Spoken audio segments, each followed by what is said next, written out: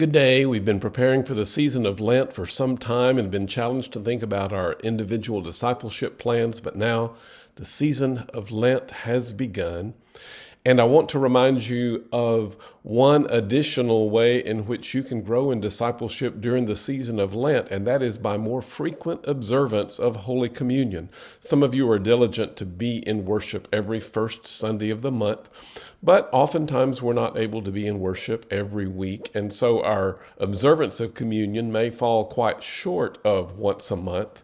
Our Methodist tradition, if you go back far enough, is much more frequent communion. And John Wesley even had a teaching called the duty of constant communion. He challenged people to go to the Lord's table as frequently as possible. And for himself, that meant about 4 or 5 times a week sometimes that he would gather at the Lord's table. It was a way of being strengthened in the Lord.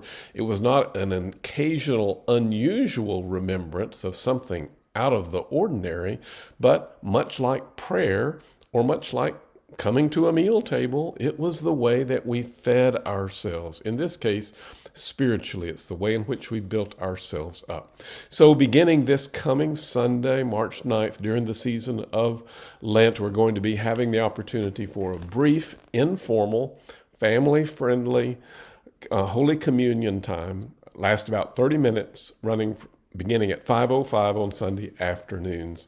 In preparation for that, I found this video that helps remind us of why communion is so important in our tradition.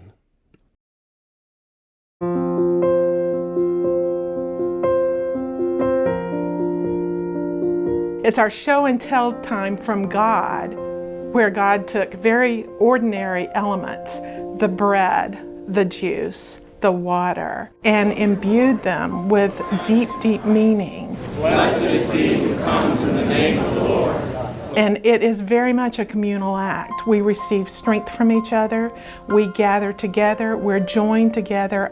It is the Lord's table, and all are welcome here. That's a core concept for us as United Methodists. We believe all are welcome, no matter their age, no matter their intellectual abilities, no matter their physical abilities. We're all welcome at the table. It actually comes from a Latin term that talked about a vow that is taken, a promise. And so in communion, we make a promise of being united to God, united to one another for the bringing of God's kingdom into the world. In the United Methodist Church, the statement that most explains communion for us is called this holy mystery, because it takes us out of those things we may be able to explain into the mystery of God in a way that we may never be able to explain, but we can claim. There is no rule that says you can take it too frequently. In fact, John Wesley, in the formative years of Methodism, took it as many times as 4 or 5 times a week. And he said to the people called Methodists at that time, take communion as often as you can. It is food for the journey.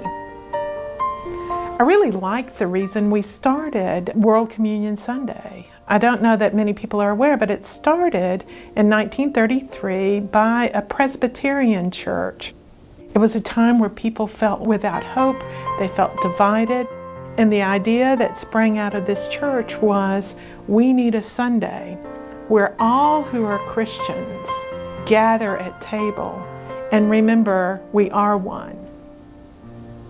I think about that a lot and how it came out of a time of hopelessness and fear.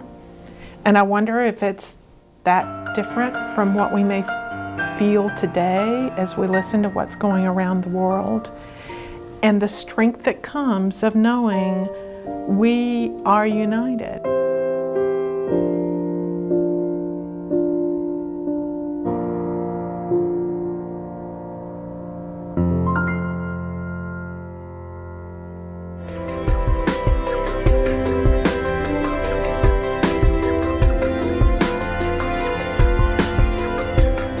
This video was brought to you by the people of the United Methodist Church through World Service donations.